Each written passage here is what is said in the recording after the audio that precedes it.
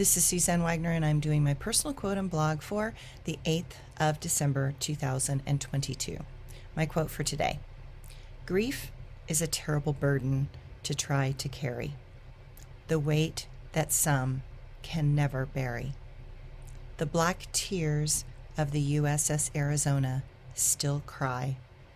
Too many young men suffered and died. War is a place where loss is the price. Those that create it live in a fool's paradise. War does not give us eternal glory or gain. War is a hell whose scars still remain.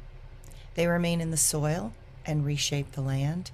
They impact our hearts and leach blood into the sand. When we risk moments to love in the face of war, we know that loss will follow with those we adore.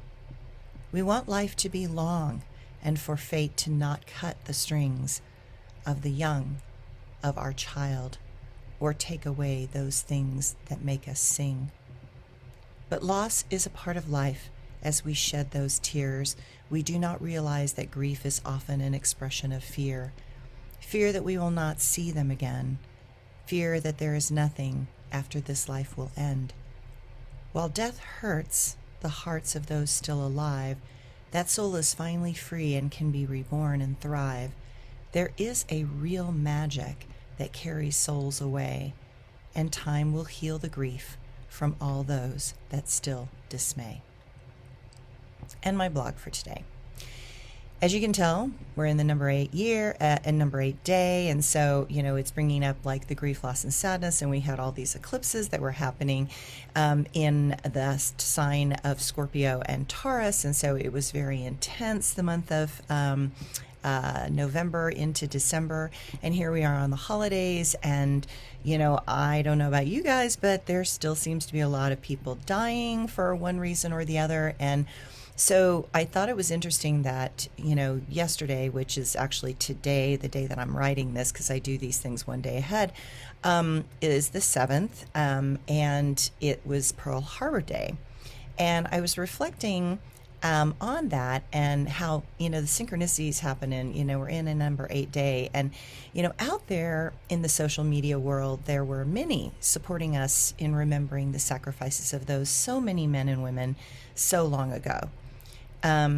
As we remember those that gave their lives for the freedoms and peace that we have managed to have, I reflect on the only story about Pearl Harbor moment that touched me deeply on a personal level, because again, I wasn't born when it happened, and I was very young when the people who had lived through it were talking about it.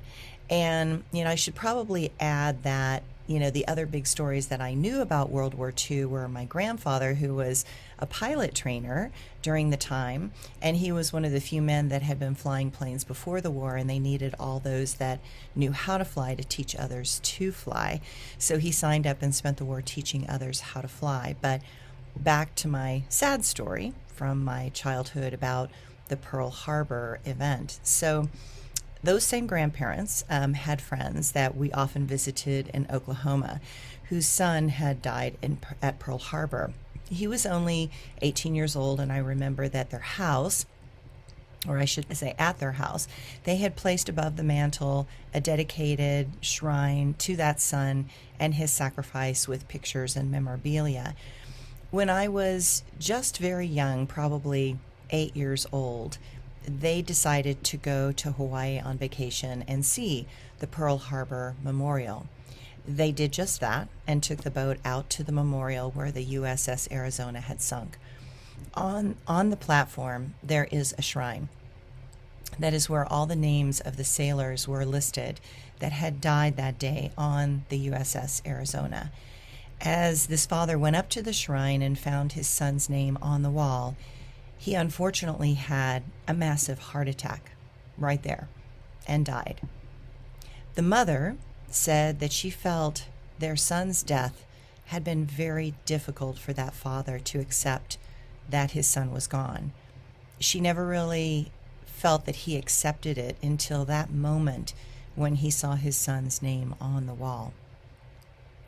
I relay this story because as a child, it was such a sad story to a terrible tragedy that happens and impacts all of those that were alive at that time. It is so very hard for any of us to lose someone we love in such a way. It is even more terrible for parents to lose a child. In that older generation from World War II, they did not have the emotional tools that we have today to cope with such terrible moments. Often men, especially, would just try to ignore it and live in a subtle level of denial. Such things are unhealthy over time. Types of denial can break down our health and make us experience the process of coming suddenly out of that frozen place. Then the truth hits like a tidal wave, and some forces are powerful enough to take us out of the game.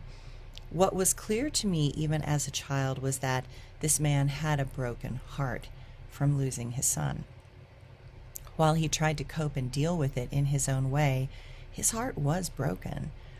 Then realizing that he was standing at the place where his son had died brought the full shock of that truth to him. And while we can deny that we have a broken heart, eventually the black tears, like the oil that still rises up from the USS Arizona, burst us open, and the grief can overwhelm us. Here's to all those who lived and died, fighting for freedom to survive.